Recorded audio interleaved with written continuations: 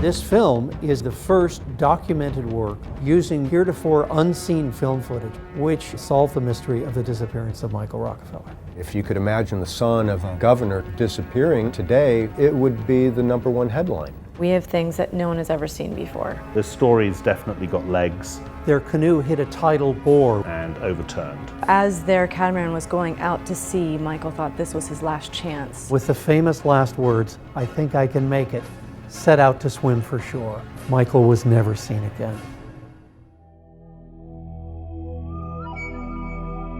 A number of years ago, my partner Alex Butler and I came across Milt Macklin's book, The Search for Michael Rockefeller. He was working in his office late one night when a nefarious character came to call, an Australian smuggler named Donahue. What would you say if I told you I saw Michael Rockefeller alive 10 weeks ago? He asked Donahue for further details. Where was the island? What was the name of it? He had an approximation of the name, Kanapua or something like that. Turns out Donahue actually had the latitude and longitude of the island. He looks it up on the map.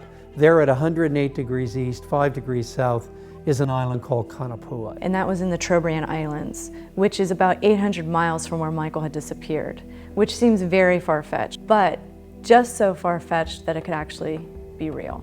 Milt knew a good story when he saw one. He went to his editor and he said, look, if by the remotest flight of fancy this story should turn out to be true, and Michael Rockefeller is alive somewhere in the jungles of New Guinea, somebody's got to find him.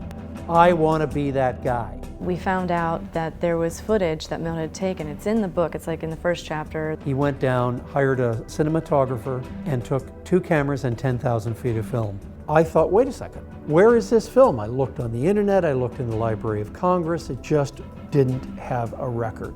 I went to his widow, our good friend Margaret Macklin, and I said, Margaret, did he edit this film, ever? Did he finish the film? She said, no, he never did anything with it. And we gave it to a stock footage house. They went out of business. I became a detective for 6 months. And eventually I called a stock footage house and asked them if they'd heard of this footage. They said, yes. You mean the Milt Macklin footage from The Search for Michael Rockefeller, New Guinea? I said, yeah, have you got it? They said, no, we don't, but we know who does. It was in storage in Vermont. 3 months later, I get 3 giant moving cartons full of about 15 reels of 16 millimeter film.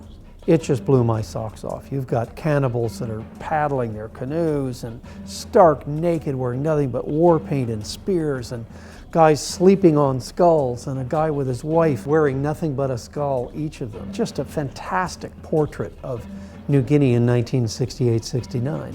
And I went, Alex, this is it. We've struck gold. That's it, we're making a movie. I got a call from Fraser Heston, who said he came into possession of 15 reels of 16 millimeter film that had been shot in 1969. It was all chopped up and put back together. There were very few film logs, very sketchy notes. He took notes. Didn't date anything, but he took notes on everything. There was no logic to the way that the footage was spliced. You might have one shot that starts on reel 1 and ends abruptly, and then you might discover the rest of it on reel 3. Because there was no sync sound, there was no clapperboard. The sound had to be hand synced, which means you need to find a piece of sound. Does it go with this guy? And you look at his mouth moving, slide the sound around. It took Ted months to sync up some of the interviews we have. I spent 2 or 3 months just listening to sound and finding the pictures that it matched up with. And that was the first step, because we really couldn't edit anything together until we had interviews with sound. When I realized what we had was a movie in a box, what I didn't know is it was really more like finding a Mercedes in your garage in parts, in a huge jumble of parts, with no instructions for assembly. And you go, hey, I've got a Mercedes here. All I have to do is put this together. I'll just need a wrench. It was all trial and error and manual. We had to come up with a creative way of telling that story without necessarily having footage and sound that went together. And I thought it would take maybe 3 to 6 months to edit the film together. We have about 2,000 hours in this. 2.5 years later, we had a finished documentary. This is the kind of footage that you want to edit. This is neat stuff. I mean, this is not reality television. When I found Milt's footage, and went through it electronically, a frame at a time. I saw an extraordinary thing. A National Geographic photographer named Malcolm Kirk took some amazing footage. Malcolm Kirk was there and he films this hazmat armada that's going by quickly, just like this. So there must have been 600, 800, 1,000 warriors directly toward the camera, shaking their spears and chanting and shooting off ceremonial arrows, which may be ceremonial, but they're still sharp. In the midst of this appears paddling, stark naked, an obviously Caucasian man dressed in hazmat feathers, paddling his spear paddle alongside 10 or 20 of his hazmat fellows. Hazmats are very dark-skinned Melanesian people. There is no mistaking this Caucasian person amongst them. He's wearing a beard. Hazmats do not wear beards. Is it possible this is Michael Rockefeller? Well, we don't know. The film is very grainy. He's a small figure in a large frame. But there he is, and this is one of the great revelations from this footage that we have. They probably never saw the shot of the Caucasian at the end, which is, you know, that's a new clue here today. Everyone says, who's that white guy in the canoe? Why didn't you do, digital analysis? Why didn't you do this?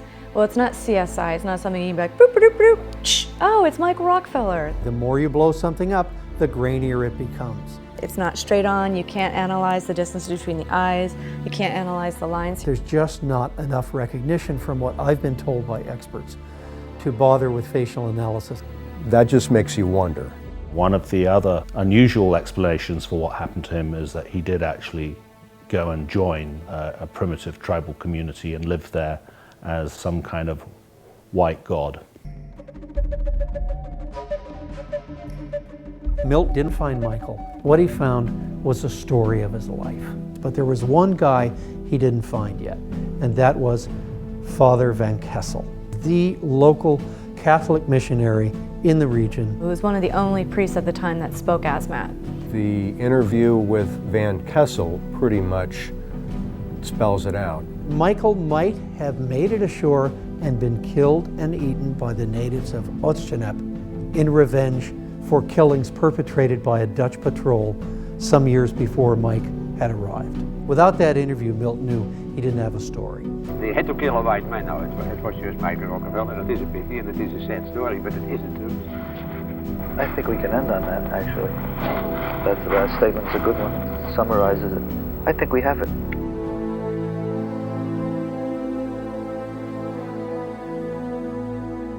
I'm a filmmaker and a storyteller, and I like good stories. Does anybody under the age of 50 know who the heck Michael Rockefeller is? Probably not. We've gotten the question, why is this relevant? Why do people care about Michael Rockefeller? Michael's character is a compelling character. He was a gifted anthropologist, a dedicated photographer, explorer, a serious art collector. He was a son, he was a brother, and he was a friend, and he disappeared. He decided to go back to the one place that people didn't really know who he was or care who he was. He was out amongst them, living and working with the cannibals and headhunters of the Asmat and the Balian Valley. I think we've succeeded in telling both stories and making a film out of it. We've come to the conclusion about what happened to Michael.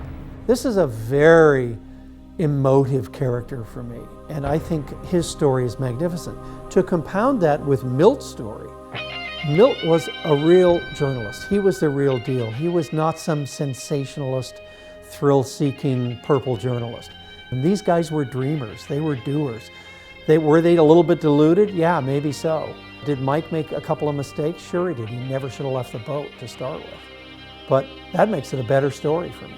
Milt solved this mystery unequivocally. The fate of Michael Rockefeller and the man who killed him, and the priest who confirmed it. And this is one of the last of these films you're ever going to see.